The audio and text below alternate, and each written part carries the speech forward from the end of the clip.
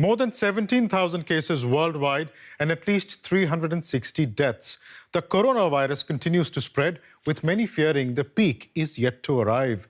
But the situation so far has been enough to prompt some countries into evacuating their citizens from China. Among them, South Korea, Japan, the United Kingdom, France, Germany, India, and the United States. Many others are planning evacuations. At least one that isn't is Pakistan. The government says this is in the, quote, larger interests of the region. Cold comfort, particularly for the Pakistani students stuck in and around Wuhan. Some 800 of them, according to the Pakistani embassy in China. There have been growing calls in Pakistan itself for the government to bring these students back. Many have been sending social media and video messages asking to be evacuated. Here is a message from some in the city of Jingzhou, an hour's drive from Wuhan. More than 300 Pakistanis are here with us. We're appealing to the Pakistani government through the Sarem Berni Trust to please get us out of here as soon as possible. Because we're under mental torture and can't stay here long. Please, please, please rescue us from here. Similar pleas are being made by other students in China as well, such as this one demanding that the Pakistani government step in and help evacuate these students. Others are criticizing the Pakistani government for leaving them in the lurch. For the first time in our life, we're embarrassed to say we are from Pakistan. The refrain there. The Pakistan government has responded to these pleas. Here's what it had to say. Some people may perhaps ask this question because many things have appeared on videos, on social media, in which people are asking for evacuation. I can show you similar messages to us from Wuhan, in which students have written to us that we are being looked after very well. We are being provided with everything. And the Chinese government is doing so much for us in this regard.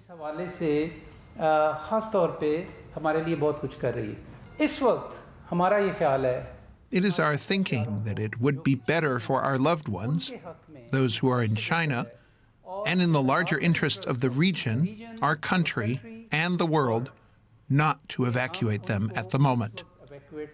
But since Monday, regular commercial flights with Pakistani students on board have started arriving in Pakistan. For more on the situation in China, I'm joined by Pakistani student Hasnain Chishti from Xianing, just south of Wuhan. Hasnain, thanks for joining us. I'd like to first start by asking where you are right now and what is your situation there? Yeah, I'm Hasnain Chishti from Xianing. Xianing is just for 40 minutes drive from main epicenter of Wuhan. So we are in very bad condition. We are trapped in our rooms, and no one from our government is taking responsibility and taking care for us. And in my city, more than 600 cases are confirmed, and more than 1,000 cases are to be suspected. So there is no transportation. Our city is totally locked down. No trains, no airports. We are just trapped in our rooms, and no one is here to help us. But despite that, now commercial flights from China have begun landing in Pakistan. Do you think that now you will be able to leave for Pakistan? No, that statement from our health minister is totally wrong, because just now I have talked to Pakistan embassy that can we leave Xianing, leave China, but their response was that you can't leave Hubei province because Hubei province is totally locked down. There's no transportation, no trains, no flights. How can we leave? We leave from here. We are just trapped here, and even our university gates are closed. We can't leave. Even can't leave our city. Even can't leave our university. And university is asking us to get permission from government, and government is asking you can't leave from China because you are in epicenter and our blame is that just we are trapped in epicenter and we can't escape from here. Yeah. Hasnain Chishti, thank you very much for speaking to us. And monitoring the situation is Shazib Jalani from DW Asia. He joins me on the line now. Shazib, you heard Hasnain there, clearly unsatisfied with the response from the Pakistani government. What really is the real reason that Pakistan doesn't want to evacuate its citizens from China? Well, as we were just hearing earlier on, the official stance is that Pakistan does not want the disease to spread. It is acting under the WHO guidelines, and the Chinese have assured them that we will take care of the situation. But the real reason we all know is the special relationship between China and Pakistan. This situation is a real test for the Chinese leadership on how it deals with this crisis. It wants Pakistan to play ball, and Pakistan is saying we trust the Chinese. Our people will be better taken care of there than in Pakistan, because frankly, Pakistan's health system is in complete shambles, and there's a fear if people start arriving, then Pakistanis will not be able to contain it.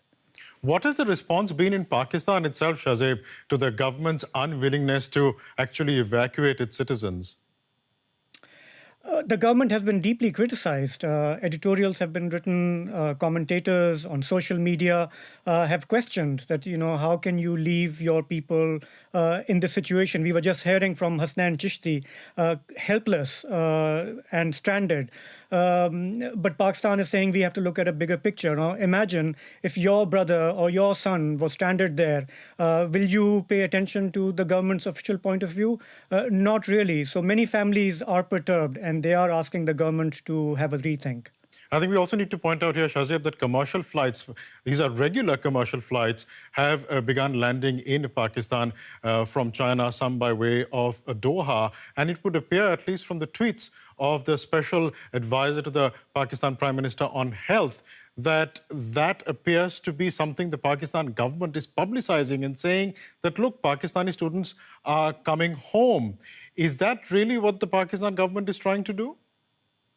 Yeah, I mean, earlier on Monday, when these flights arrived, the government minister was there, the Chinese ambassador was there, and later both of them addressed a news conference, and the Chinese ambassador really appreciated Pakistan's standing shoulder to shoulder with China. So the two governments are clearly trying to put a united stance, a united front. They are saying we are in this together, and they are appreciating each other. Meanwhile, these students are stranded, and their families are deeply worried in Pakistan. What precautions is Pakistan taking to prevent the spread of the virus? Well, the Gilgit-Baltistan government, which is the northern region which borders China, it was scheduled to reopen last week. The government has decided to now keep it closed until April. So they want to restrict people coming in and going out. This is the gateway for the CPEC project, China-Pakistan corridor, which the two countries have spent billions in. So the government is saying we are taking those kind of precautions. They've also alerted health facilities and doctors. Right. But clearly, if China and other countries can't deal with this, then Pakistan has to be worried about how to tackle this problem. Shazib Jalani, thank you very much for that.